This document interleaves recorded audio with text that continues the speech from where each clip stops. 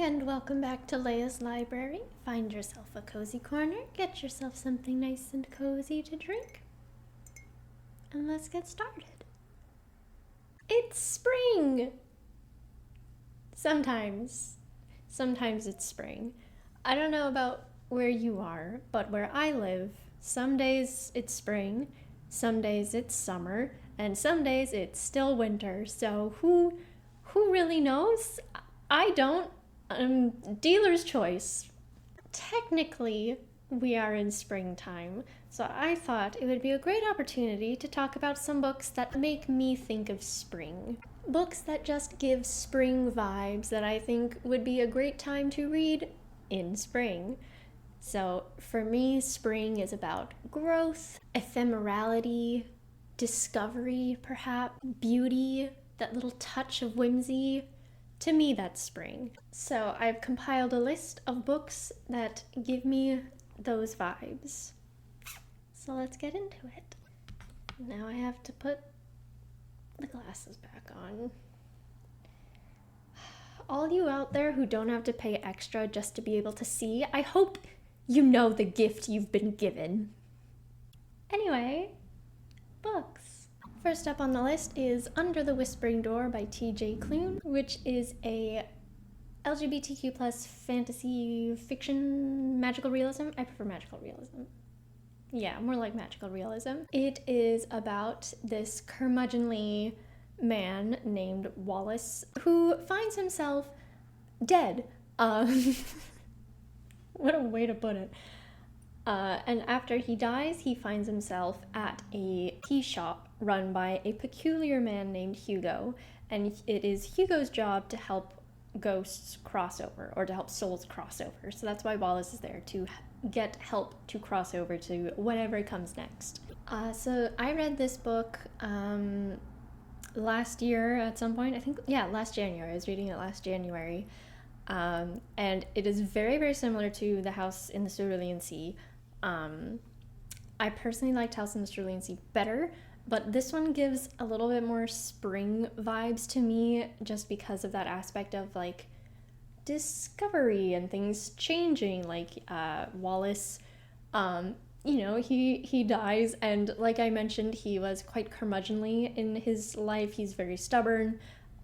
He was very like by the books business kind of man, and like never really lived his life properly. And only in death is he kind of discovering how to do that. So yeah, and just like new chances makes me think of spring with the whole like, new life growing.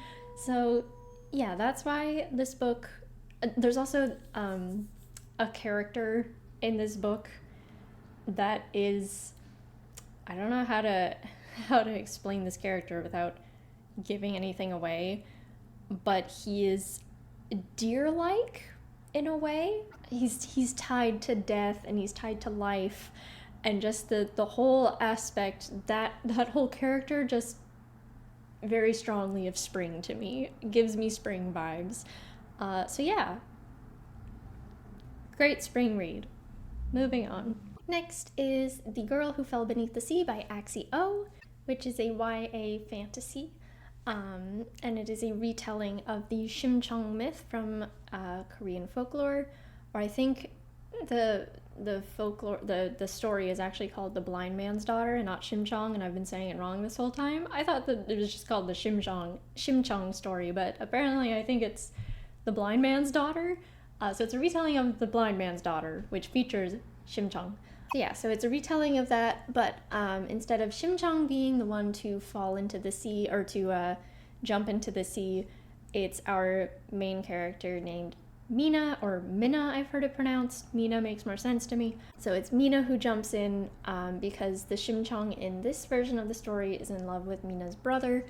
So in order to spare them the pain of separation, Mina jumps instead. So most of this book takes place in the spirit world, basically, at the bottom of the ocean. And it's very, a lot of people compare this to Spirited Away or Studio Ghibli movies, and I completely get that.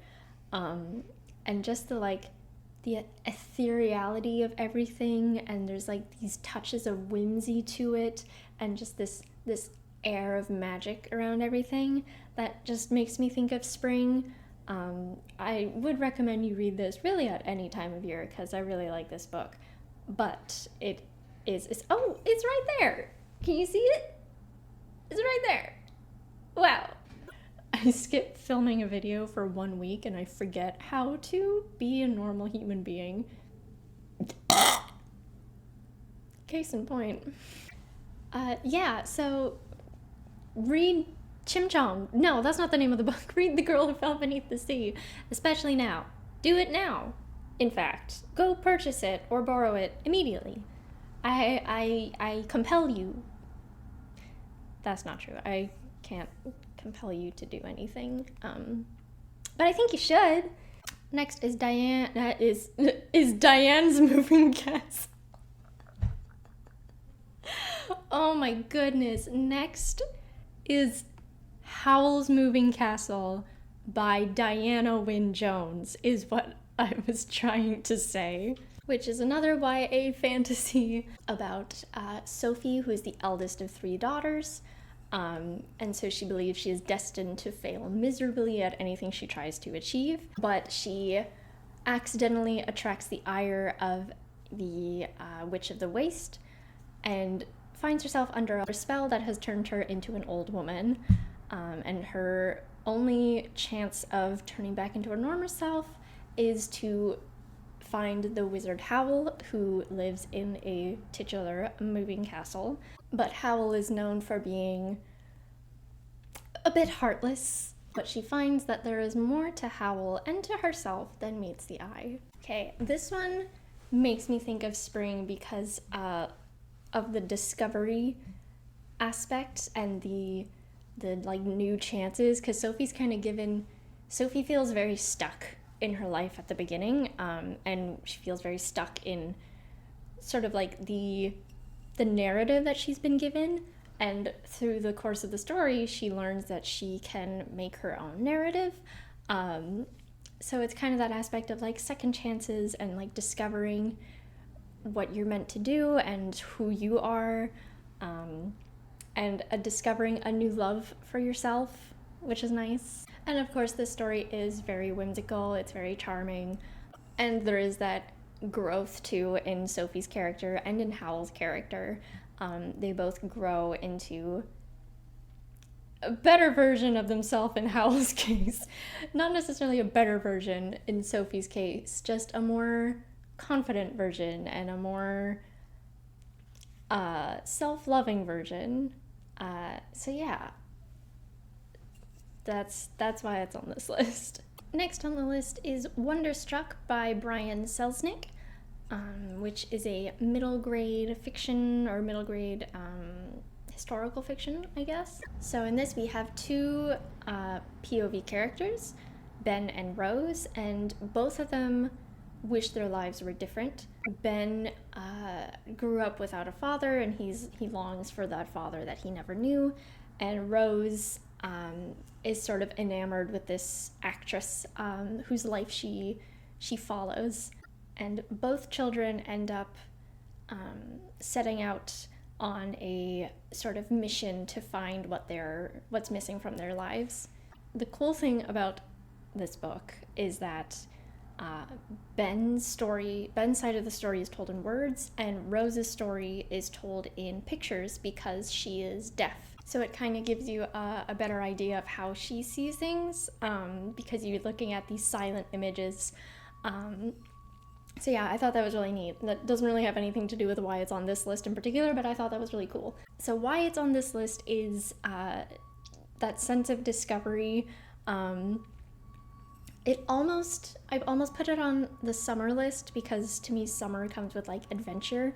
But to me this is less of an adventure and more of like I said, a discovery, a learning about where you come from, about who you are, about what's important to you, things like that.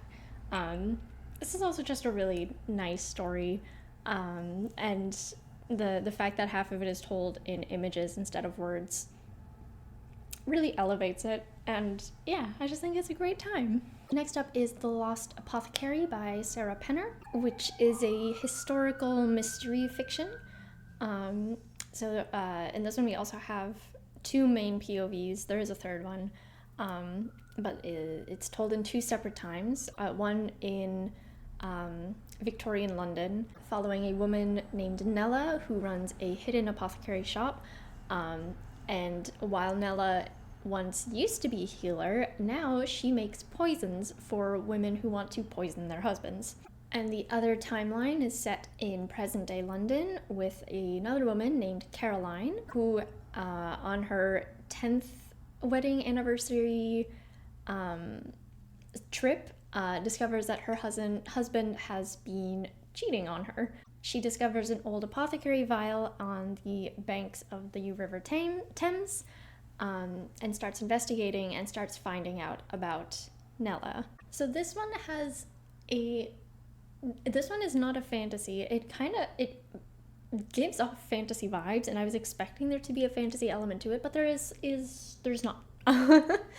But it does have that sort of feeling of magic to it, just a little bit, which is why it kind of makes me think of spring, and also the idea of poisons being made from, natural growing herbs and flowers, because that's what Nella works with, and just like an apothecary shop makes me think of spring, because apothecary shops tend to be more,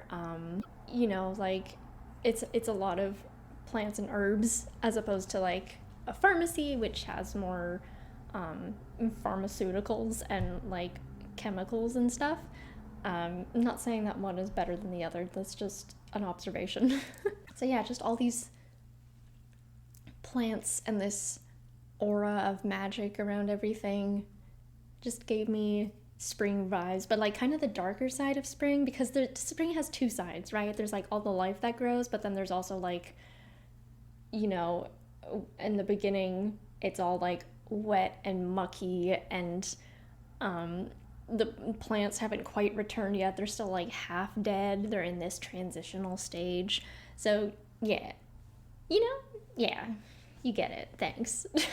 Next is The Last Unicorn by Peter S. Beagle, which is a children's classic fiction, I guess, or fantasy. Yeah, fantasy. Children's classic fantasy. It is about the titular last unicorn who discovers that she is the last of her kind, and sets out on a quest to find the others, and discovers that they're being held captive by a creature known as the Red Bull.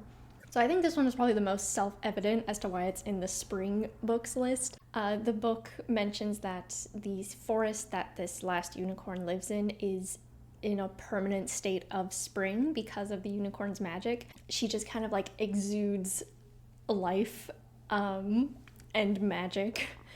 So yeah, that's why it was a solid spring category book. And there's a lot of nature in this book as well that I think really fits the spring theme. And the last one on the list is The Foretelling by Alice Hoffman, which is a young adult historical fiction / mythology / fantasy.